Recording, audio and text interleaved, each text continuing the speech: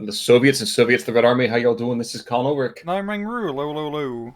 And folks, today we're going to have ourselves another Cold War matchup over here on Ciano. Rang, who or what are we seeing?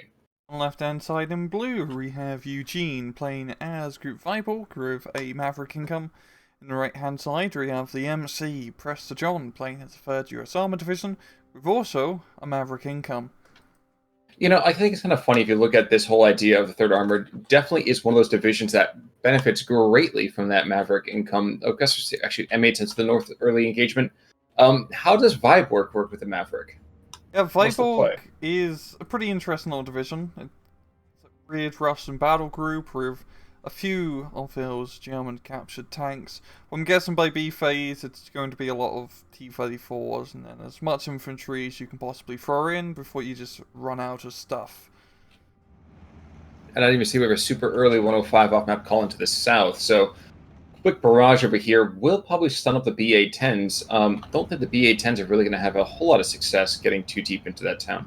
Yeah, I do like how Prestor John is actually pulling out his M8 Greyhounds for now until I'm guessing the off-map artillery hits and blows everything to Kingdom Come.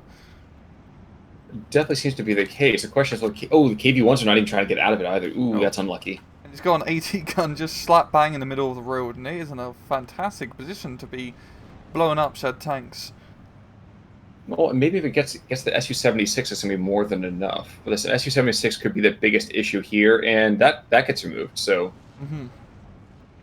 Well, that was quick. Now he's going to follow up with probably the half-tracks, but fortunately for Yuejin, his 2-stroke DPs are still up and running, and those anti-tank rifles will be enough to keep the half-tracks at bay.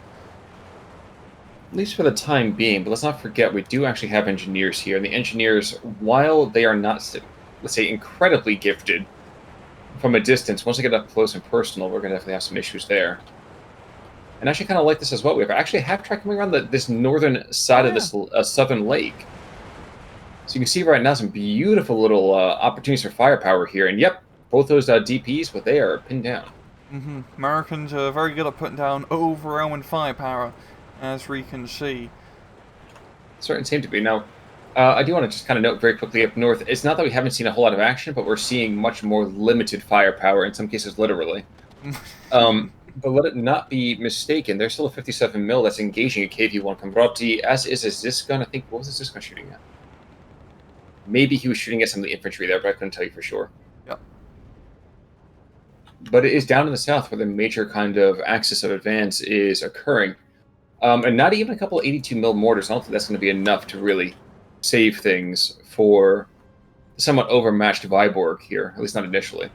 Yeah, Prestor's just got a really nice, firepower base inside of that town of the light armor, of the infantry backing him up, and now with a bloody jumbo, which is always a pain in the ass to deal with.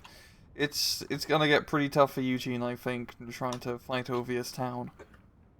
Well, the other BA-10 goes down, and unfortunately, I mean, had the 76 mil down to the south been engaging more than just the jumbo, I mean, I know kill first what hurts most, but it's a little difficult to think about what he could have been accomplished had he been able to force target those half-tracks. Yeah. And he does pay for it with his life, and he's got the infantry coming in as reinforcements. I do like the mortar play. Always bringing mortars into a town fight. Is actually doing a decent job of stressing some of the infantry out, but with the off-map rolling barrages and just the amount of bloody engineers and half-tracks in here, it's tough for Yuejin. He really needs to maybe try to make something happen up north if he wants to secure a victory. Well, I think a major thing he was trying desperately to do was just to suppress and maybe even kill the AT gun, and the AT gun's already paid for itself a couple of times over. It's just so funny seeing an AT gun just slap bang in the middle of the road. They usually get killed pretty quickly like that, but it's working out really well for Prestor John here. Certainly is. Ooh, he's engaging KV-1 in the back. I didn't even see that. But nope, there he goes down. Okay. Really wanted that AT gun dead, and rightfully so. It's been a huge pain in the ass.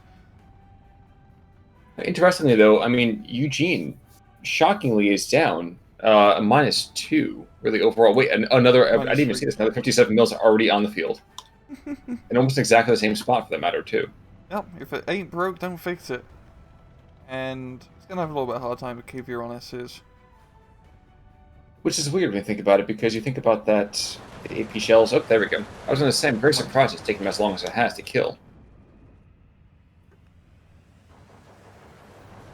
And But yeah, alright. Eugene has managed to secure northern town here, with just a little bit of Chernos and Sturmoviki support here, so that's definitely relieve some of the pressure from the southern. So even got some BA-10s up north during, or a BA-10 up north doing some stuff.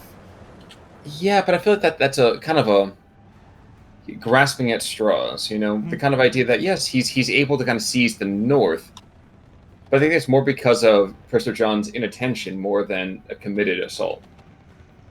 Yeah, yeah, Prestor hasn't really done anything up north, and he's continuing with southern assault. I do like how he's not just trying to push through the town, but he's starting to expand his horizons all the way far south and try to hook through his forest, which would definitely be a very good idea. A good idea, but definitely I think a losing proposition with the 45 mils in those trees. And Hmm. he's got to know there's got to be something in there. He's going to actually find that out very quickly. And that's it. Oh, wow. He Oh, made it through. Huh. one. Drive, half tracks, drive. Well, the Strokey DPs aren't going to be engaging anytime soon, really, because they're all holding fire for that 40%. Effective fire, rather. KV1 and Jumbo are engaging each other. It's a slap fight. It's not a Yep. whole lot's going to happen immediately. Now, unless you have an IS-2 as a Russian player, you're not killing the Jumbo. Or you're going to need a crap ton of high explosive and rocket runs. And that's exactly it. Mhm. Struck a DP for some reason. Okay, now I'm surprised he's not immediately firing. To me, this is you have a 40% pen, a 40% excuse me, to hit rate in the first place, and now you have the side shots. And is he? Oh, he just used trying to use the 45 mil for that.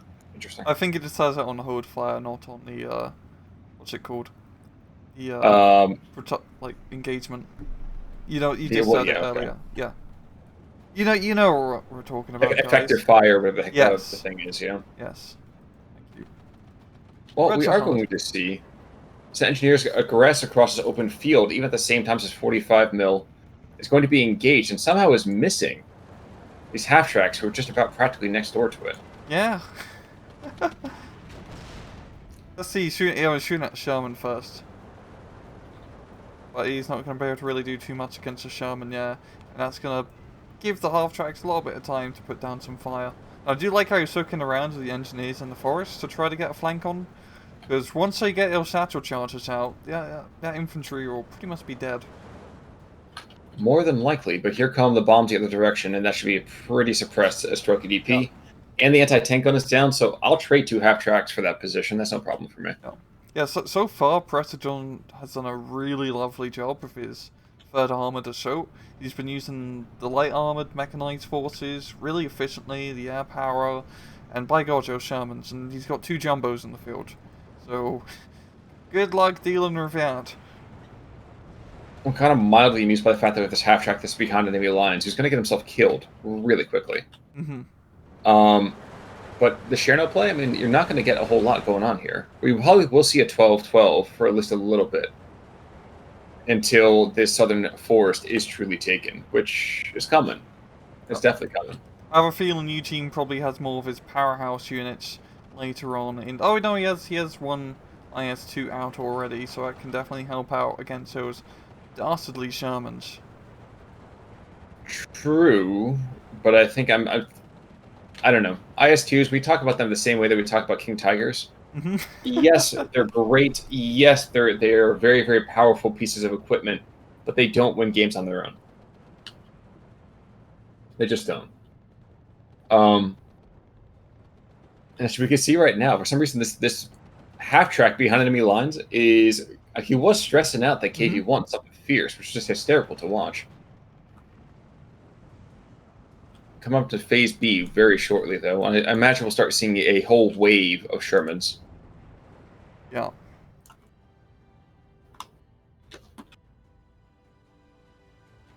Now, after having that early kind of mortar play, I don't see any more mortars that have been really called in, regrettably, and I think that's going to be definitely going to come back to bite Eugene in the backside there. He's definitely gonna need like some sort of indirect fire support, I think, to try to root out all these engineers and infantry inside the forest now, because Prestor John has a pretty good defensive position all in all. I do like how Yuejin has meant to keep a lot of foothold still in the town, because completely losing it is something you don't want to have happen to you. That opens up a huge line of sight, a disadvantage into your spawn zone, essentially. Also, I like this minor nod here of the CGMC to kind of keep back this IL-2s. The IL-2's been causing quite a bit of hassle, and ooh, actually he's trying to unmask it for the mortar. Interesting play. Huh. Yeah, very interesting. I don't think the mortar's really going to do too much apart from stress it out a little bit. We definitely have seen the HE shells kill. It just it's more than a little bit unlikely. Yeah, especially with an inaccurate 82 mil. Hey, you never know. At the same time, the CTMC can just get the M out of the C and move. I don't know where I was going with that, but it's moving nonetheless. Well, that's why I have GPS these days, thank God. So, you know. But the forest is gone. And while I agree with you, yes, it's nice to know that we have a piece of that town still under Eugene's control. I feel like the forest controls way more territory than the town does. Yes. And it's a pretty damn good defensive position as well, because you can just slap AT guns all over his forest. If things have started to, it seems like, stalemate a little bit. Prestor John has not managed to really continue his push like he was during the initial stages of the match. And seeing that Eugene's bringing up the IS-2 up north and the infantry moving in, it seems like he's going to be doing some sort of counter-attack. And if he can push up north, well not up north, but through the town, and get to kind of like the middle area, his IS-2 can start shooting southwards and blow up some Shermans maybe. True, but we're seeing right now there's this 57 mil kind of able to see front, let's say front line territory, and he's already picked up a Churchill and a KV-1, and he's pounding an IS-2, two of them actually, and actually, wow, yeah. So this is going to be a hell of a problem. And by the way, there's two off-map 155s, so one barrage already being called on in, so that all of the infantry is not going to exist very quickly, and that prospective counterattack, that's completely gone. Yeah.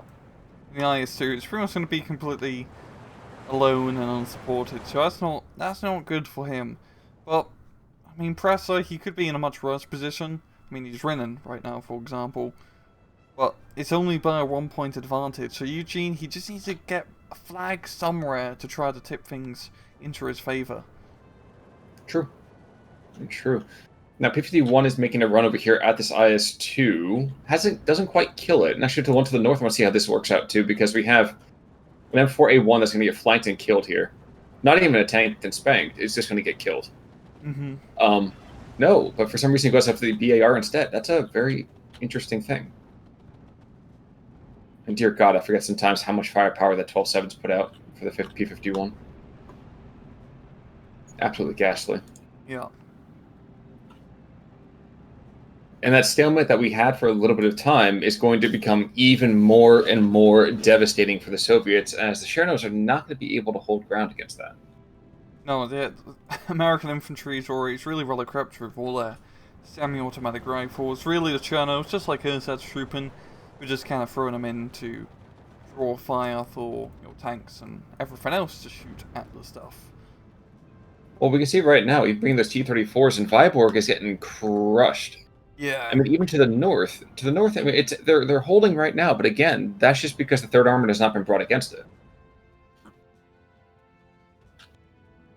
And some of the last bits of infantry here are starting to get closed out. Wonder if we're going to see maybe a flank by these Shermans to go after the Komrati? I mean, I know it's 4 for every Tiger, but maybe it'll be 3 Shermans can take out an IS-2? Maybe. I'd actually be really surprised, even with a side shot, because actually I wouldn't be too surprised, really. I always keep thinking about how the penetration mechanics work, and there's always a way it can penetrate. Oh yeah. Oh yeah. Well, they're coming up with that whole kind of redesign, I think, for the penetration tables. Do we have any word on when that might be? I have no idea. I think they're trying to do something else for infantry eventually, but don't really know anything about yet. At long last, we're actually seeing some anti-air over here from the Soviet side of things with the 37 mil, but big freaking deal there. Another 155 being called right back down, and if this guy dies, well, we have another IS-2 just behind him. But still, it'd be bad for the troops to have more than one disaster at a time, so... Those are the lone stones. I'm sorry? No, Sherman just popped around the corner trying to blow away IS-2, and no. No, he got a frontal shot. Well, you never go full frontal with an IS-2. No. It's just not done. I'm coming from the side. 6 squads of Strokies that have been thrown out into the south. All desperate to hold this next kind of line of the forest. But this is the right call. Another barrage hit the IS-2s. He knows at least one of them there, if not two. In judgment where the Strokies are coming in, the Strokies, I think, are coming in just in time to get barraged as well. Which is unfortunate for them. Mm-hmm. But almost beautiful timing here for Prestor John. And here we go.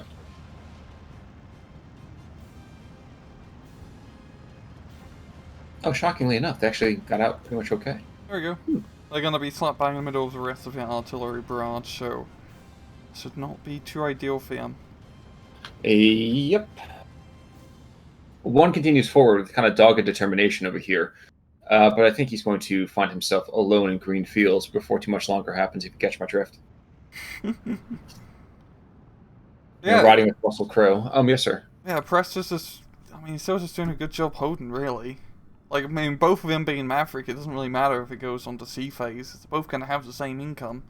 And even then by C phase, if you both have the same income, it's better if you're on the defensive. Easier to defend. True. Now, if this were me, I take a nice kind of lightly thrust over here through the center. I take my M8s that I have in the center, and I push west, overrun the Ognomachiki, sacrifice a couple of troops so that we can get behind the KV-1, and pray to God that Zis-3 doesn't blow me to shreds. Yeah. It does seem like Yuejin is managing to make some sort of offensive play down south here of the Strokies actually getting into the forest and contesting the engineers somewhat. Also, the two IS-2s there being big pain, and even taking out bomb and run like a champ. The half-tracks nearby, not so much. Yeah, I was going to say, those guys seem decidedly less willing to lay down their lives for our good old pal Stalin there. And I imagine we're going to see a pretty consistent thing happening. We have more and more bombing runs after the IS-2s. Again, they don't generally fix the entire campaign on their own. But I guess I have to slightly recant. They do pretty well about pushing it through. Yeah, the main thing is that you can just kind of park them, yeah, and then all the anti-tank guns can't really kill them. It's really going to come down to, 76mm gun from the side to try to knock out one of them, or just dropping enough bombs to keep them suppressed and then getting a surrender, which might happen with these M3 half-tracks. Maybe? Well, we are seeing kind of a meager approach, that's for sure. Both of them are falling back, rather slowly at that. So is he going to go in for the half-track capture? Classic play. No, one does go down, just a regular fire. And the second one as well. That is pretty huge. Yeah, that just shut down the entire southern assault. P-51s, though, are getting nicked pretty hardcore here. One by one, they are going down. And actually, I like this. We have a couple M4A1 with the 76mm up guns. Those are good. That's a nice call here. Yeah. Closing seconds of the B phase. Actually, even more so. I kind of even really didn't pay attention to the fact that the half-tracks themselves were in pretty decent position until, a couple of really, really far back T-34-76s. We got more off-map up north, and it's pretty much, that off-map is pretty much just keeping that town fight as much of a stalemate as it is. As there's always a problem when pushing through this one bloody area, is just gonna get off-map to death. It's such an easy choke point to hold on to. Well, it is kind of surprising to me that we haven't coded into the idea of having these mortars, or all of these off-map pits be cover, which is probably a good thing, but terrifying nonetheless. North Shore KV-1 goes down, which means there is quite a bit of a vulnerability here in the center now. Yeah. And the heading into C phase now, I mean, both sides, they lose a lot of street steam on their choo-choo trains of tanks. But just looking at it, Prestor's he's got the position. Well, and he has an entire platoon of M4A1s, a reinforced platoon, actually, because a fifth one comes in here. That I'm sensing we're going to get, yeah, we're building up for another thrust here. 2 to the north, trying to take out that IS-2 Comproti. That goes down, and there's a gap in the line. But this is the only game in town, really. No real pun intended on that one either. I am surprised by the rapidity with which the IL-2s have been able to take out their opposing numbers. Yeah, they've been surprisingly pretty effective. Those IL-2 recon planes are pretty nice, as they can spot stuff, but they can also do a bit of strafing with their pretty decent firepower. And if they can get behind an airplane, which can be a bit tough for such a slow plane like the IL-2, they can even kill them. So they're nice. They're nice and well-rounded for only 55 points, I believe. Well, right now we're going to see another both bombing run as well as artillery strike against the IS-2 Comprati. Apparently they finally realized that, yes, this is exactly what we need to worry about here. Not getting a full kill just yet, but I can't help but feel that's not too far behind. Wonder if the P-52... Oh no, I think anti-air is just enough to shoot him down. Yeah, there's been a lot of air kills by that 37mm. It's either 37mm or the IL-2, and I feel like the 37mm actually might be the major genesis of that. All the air other bits here, ain't really gonna matter, yo, if he can't take the ground. Yeah, exactly. I'm looking at this. Yes, we're seeing a couple of half tracks go down from the American side of things, but all the infantry that's trying to get brought on in gets blown to shreds super quickly. And you can see right now, yep, there's that double thrust we were kind of expecting. Chernos can't stand up to firepower of that magnitude. They're going to get pushed back real quick. And the IS-2s, yes, that's going to be an issue to kind of hold creatures up for a while, hold our troops up for a while. Warriorly speaking.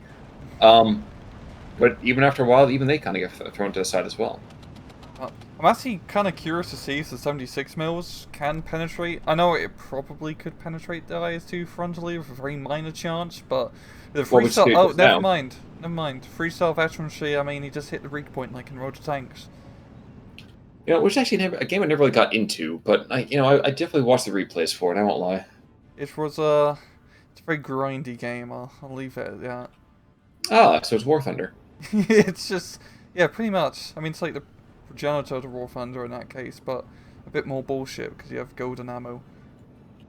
Yeah, I was always a little curious about that, but that's a discussion for a different time. But what we are seeing here is that I imagine once the last IS-2 goes the way of Lenin, I really wonder what Yuejin can have that'll keep this entire fight going. Yeah, because really those IS-2s have been pretty crucial in holding territory because they can, take a lot of punishment. But at the same time, Prestor comes in and he just bombs him to hell and back, as we see. And when they're falling back, they're pretty much useless. Yeah, well, we see one brave half-track going on through, but no, even when they fall back, it seems that it's been less surrender and more shooty-shooty. Yeah. Shooty, bang, really bang, surprising to me. It seems like Yuejin is just now starting to make a little bit of progress again down south. I have a feeling Prestor John's going to be able to plug this gap with his M4A runs.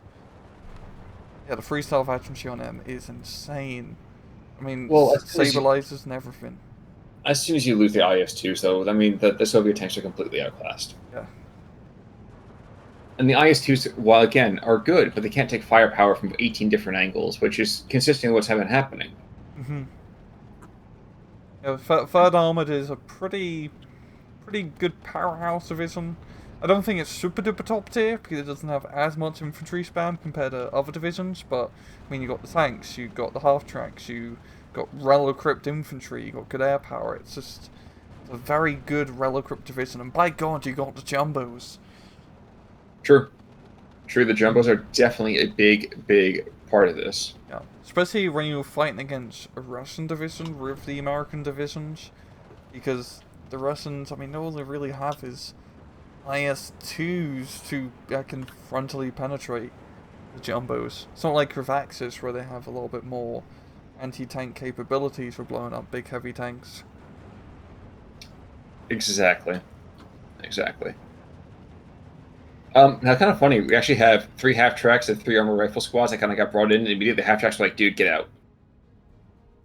So I don't know what What he are did to you piss doing? off the driver, but there was definitely something there. I think I got on a bit of an argument, yeah. Yeah, clearly, which is kind of unfortunate there. But regardless, what we have continues to be, I feel like, the swan song for Yuejin. I don't want to say it for sure, because IS-2, we might have a miracle IS-2 that just completely turns the thing around. But it's been kind of unfortunate. The 45 mils of the Soviets and the ZIS-3s, nowhere near as effective as they usually could be under other circumstances. Yeah, he got pretty unlucky with some of those initial shots against those marauding half-tracks early on, getting behind enemy lines. But yeah, Prestor just got a very good early game advantage, plowed right through the front lines and just held for the rest of the game, which is a pretty valid tactic when you're playing on an A phase, B phase income deck. Well, I mean, the KD pretty regular, pretty rather even, rather Yeah. one way or the other. The thing that was kind of surprising me, 3 kills in Roberson, is that we didn't really see a whole lot of kind of attempt to shift the field. Fitzgerald 5 ground kills. I feel like Yuejin could have pressed his advantage a little bit further north. Said, you know what, Same. screw it. You can have the town. I never really like being there anyway. And then use the IS-2s to really drive home that range kind of success, the range advantage that he has in the north. Yeah, I felt like Eugene really got a little bit too much tunnel vision, which is something that a lot of players usually end up, getting every now and again. We just, keep pushing one side, but down south in that heavily forested area, where the rifles, the AT guns, the close range tanks, they can really work their magic. And like you said, IS-2s up north shooting, across the range, across the hills. They can pretty much outgun all the American tanks in the most part. Exactly. Exactly. But hey, sometimes you're the windshield and sometimes you're the bug. Hmm. So, definitely seems to be the case that's going to be happening right now, though. Any final thoughts, though, sir? None today.